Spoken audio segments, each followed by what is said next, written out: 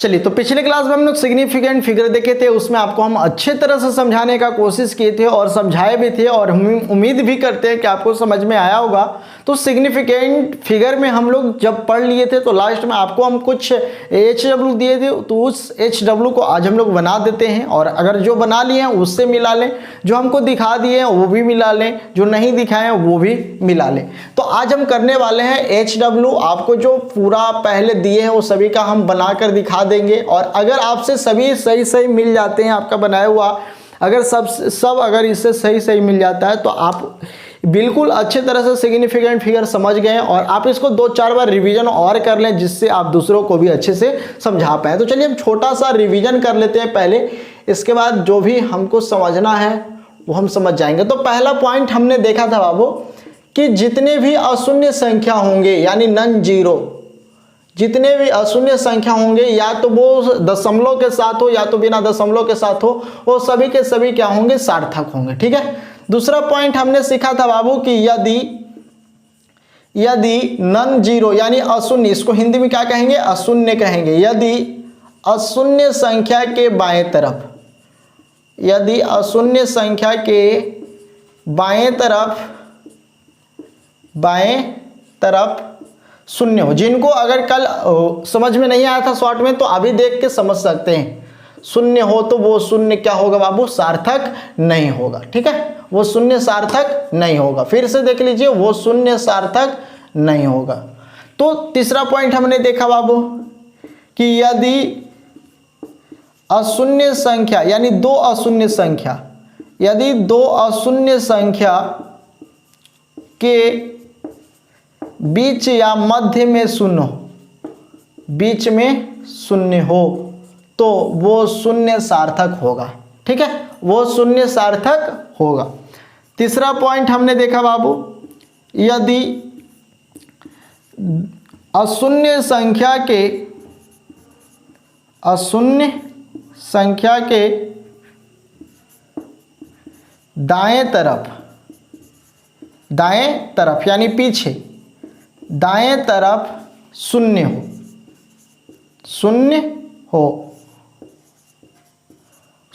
हो तो ए सार्थक होगा और नहीं भी होगा।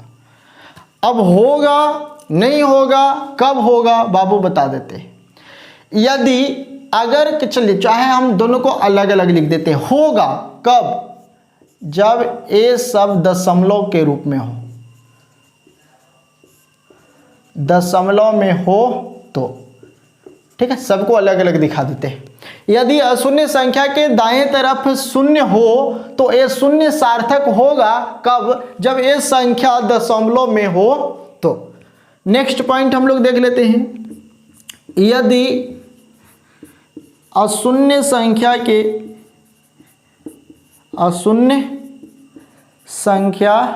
के दाएं तरफ, देखिए इतना अच्छा से आपको बता रहे हैं, दाएं तरफ शून्य हो तो उस कंडीशन में ये सार्थक नहीं होगा, यानी ये जो शून्य है ना, ये शून्य सार्थक नहीं होगा। कब नहीं होगा, जब ये दशमलव में नहीं हो तो, यानी जब ये दशमलव में नहीं रहेगा तो उस कंडीशन में सार्थक नहीं होगा। जैसे हम दोनों का एग्जाम्पल थोड़ा सा बता देते हैं। जैसे मैं मान लेते हैं कि यहाँ पर रहे 1.000, तो उस कंडीशन में ये सभी के सभी शून्य सार्थक होगा। लेकिन कहता है कि अगर ये दशमलव के रूप में नहीं हो, जैसे में 1000, तो उस कंडीशन में ये शून्य सार्थक नहीं होगा। ठीक है, समझ में आ रहा है। यानी इसके पास सार्थक अंकों की संख्या कितना है, 1 है, और इसके पास सार्थक अंकों की संख्या कितना है, तो 1 2 3 4 है। बस यही बात समझना है। नेक्स्ट, यदि अब देखिए फिर से हम लोग दशमलव नहीं रहेगा, फिर भी अगर पीछे रहेगा, दाएं तरफ रहेगा, शून्य तो सार्थक होगा। तो उसके लिए भी हम लोग देख लेते हैं नेक्स्ट नियम।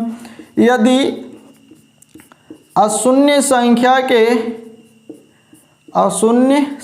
के दाएं तरफ, देखिए तीनों दायां है, दायां तरफ शून्य हो, ठीक है ना, तो ये शून्य सार्थक होगा। ठीक है, देखिए दोनों पॉइंट आपको सेम लग रहा हो। यदि अशून्य संख्या के दाएं तरफ शून्य हो तो नहीं होगा, यदि अशून्य संख्या के दाएं तरफ शून्य हो तो होगा।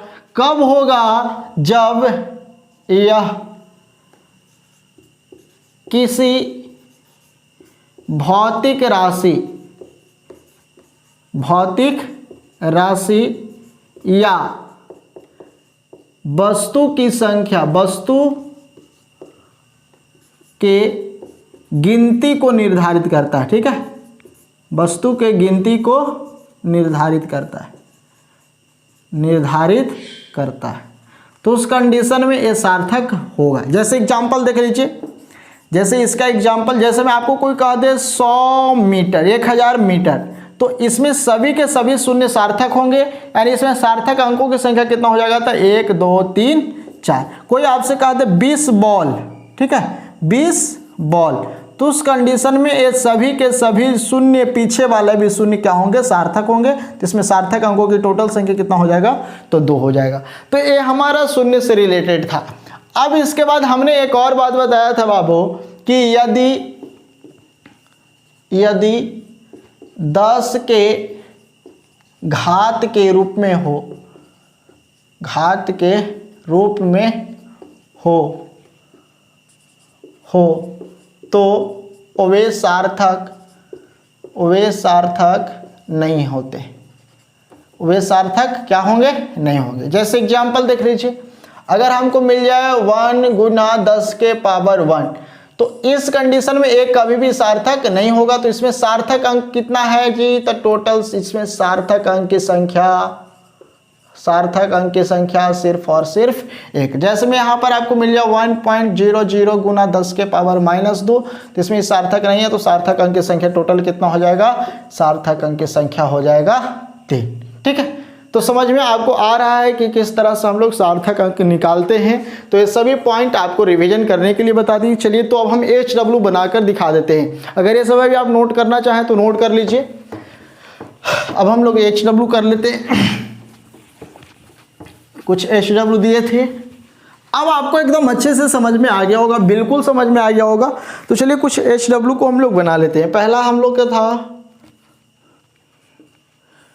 0.0231। पहले हम क्वेश्चन लिख देते हैं 2003 000.20010 200 किलोमीटर 2.00 20 बॉल 0.02000012 मीटर। नेक्स्ट हम लोग का था 1.0210 इंटू 10⁻² सेंटीमीटर।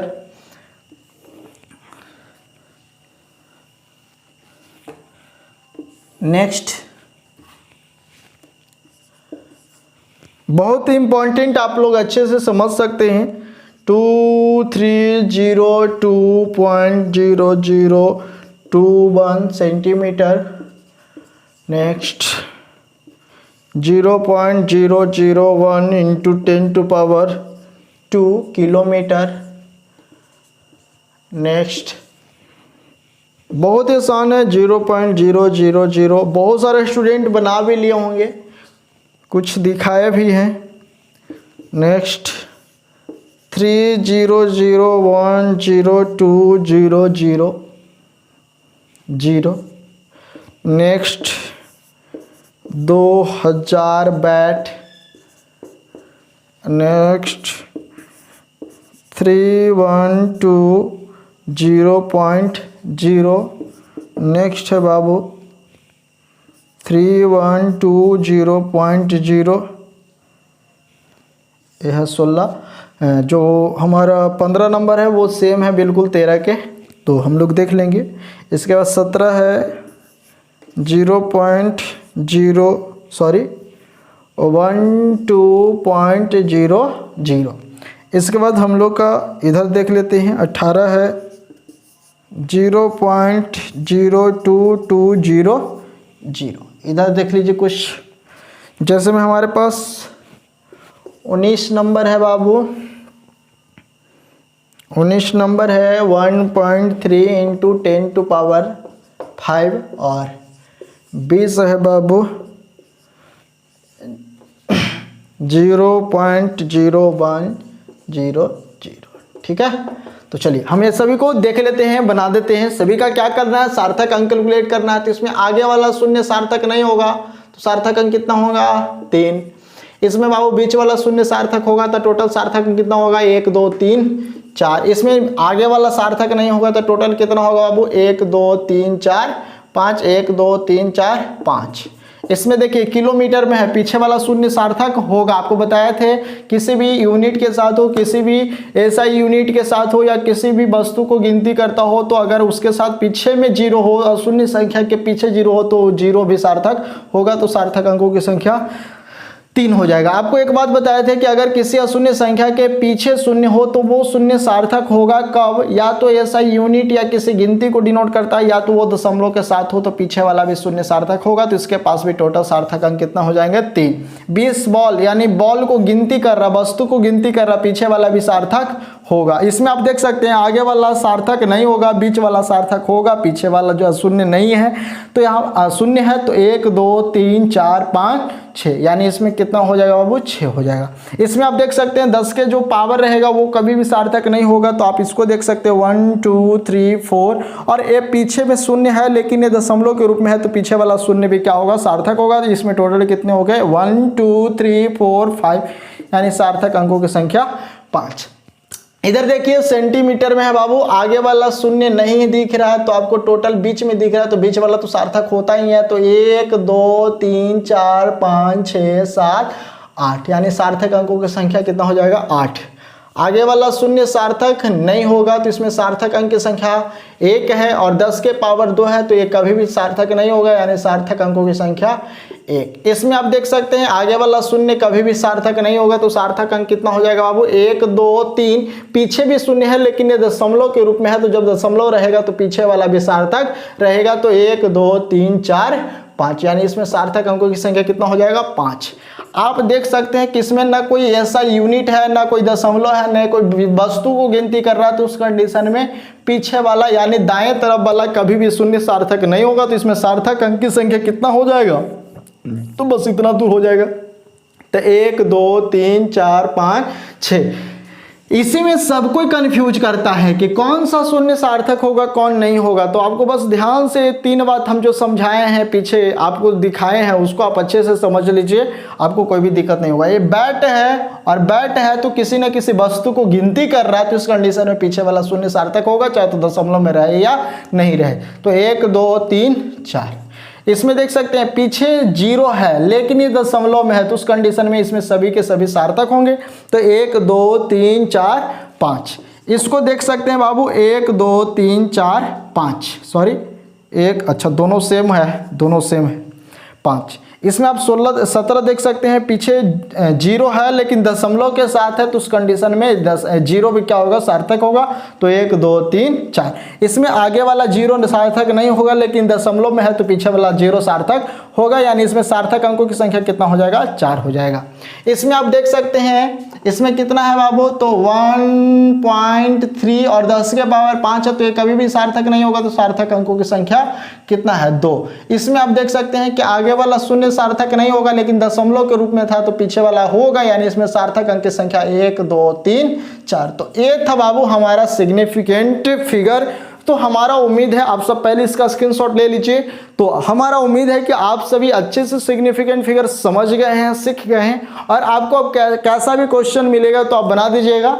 तो हम लोग फिर नेक्स्ट वीडियो में आपको सिखाने का कोशिश करेंगे कि हम किस तरह से किसी डिजिट को राउंड करते हैं और राउंड करके उसका सिग्निफिकेंट फिगर निकालते हैं।